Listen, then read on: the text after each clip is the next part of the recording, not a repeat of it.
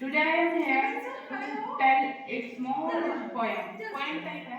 उसमें generally I am want to speak एक महाभारत का सार है जिसे मैंने एज ए पोएम याद कर रखा है. Can I start? तो महाभारत का मैदान है. एक तरफ कौरवों की सेना है और एक तरफ पांडवों की सेना है.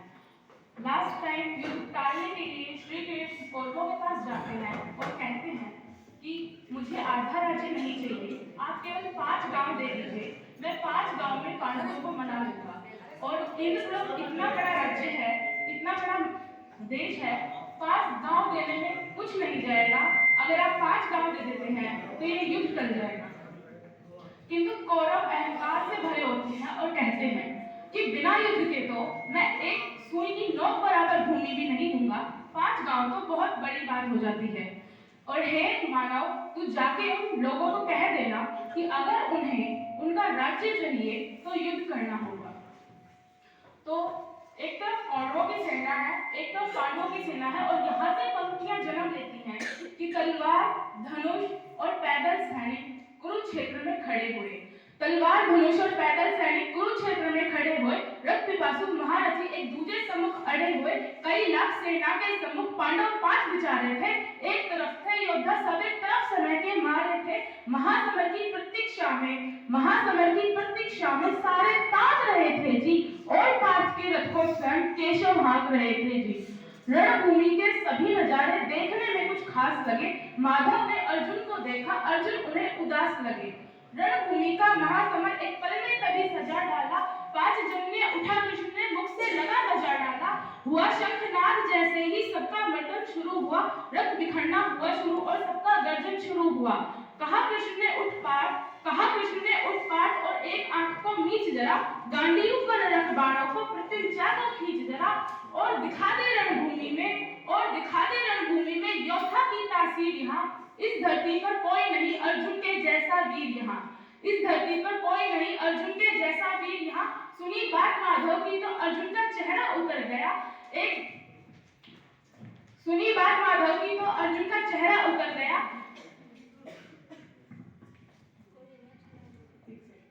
सुनी बात माधव की तो अर्जुन का चेहरा उतर गया. एक धनुर्धारी की विद्या मानो चूहा उतर गया.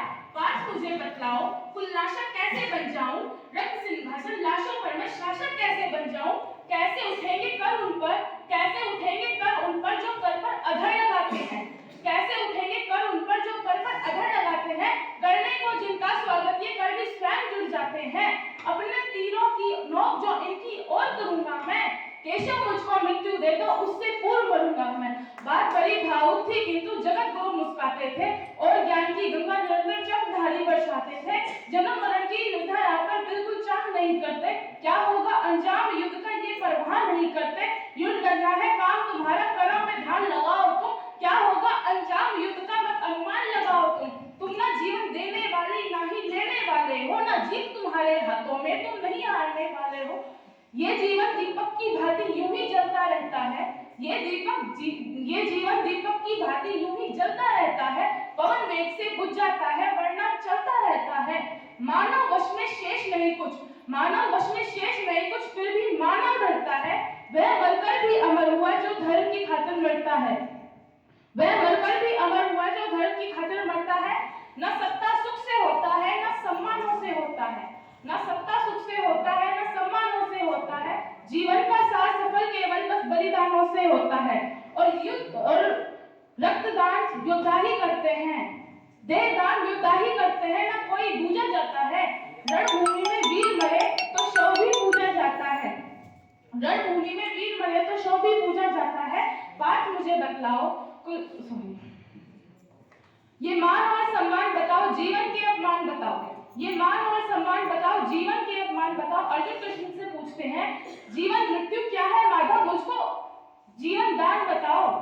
खुद को ईश्वर कहते हो तो जल्दी अपना नाम बताओ.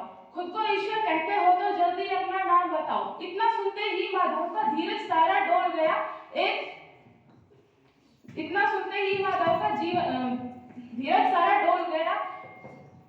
तीन लोक का स्वामी फिर बेहद गुस्से में बोल गया. कान खोलकर सुनो बात, मैं ही त्रेता का राम हूँ. कृष्ण मुझे सब कहते हैं, मैं द्वापर का घनश्याम हूँ. वेश कभी नारी का रखकर अन्य हूँ। धर्म बचाने की खातिर मैं अंतिम वेश बदलता हूँ। विष्णु जी का दशम रूप में परशुराम मत वाला हूँ। नाग कालिया के फन में मैं मृदन करने वाला हूँ। और युद्ध रथ नहीं कहीं भी चलता है, रथ नहीं कनिक भी चलता है, बस मैं ही आगे बढ़ता हूँ। गांडीव हाथ में तेरे है, पर रणभूमि में मैं लड़ता हूँ। जैसे ही मेरे माधव का कद थोड़ा सा बड़ा हुआ, सहमा सहमा सा था अर्जुन एकदम रथ से खड़ा हुआ। माँ गीता के ज्ञान का सीधा हृदय पर प्रहार हुआ। मृत्यु के आलिंगन हेतु फिर अर्जुन तैयार हुआ। यहाँ जितने अधर्मी खड़े हुए चुन चुन कर उन्हें सजा दूंगा। इतना रक्त बहाऊंगा, धरती की प्यास मिटा दूंगा। जिधर बाण चलते अर्जुन के सब पीछे हट जाते थे। रणभूमि के कोने कोने लाशों से पट जाते थे।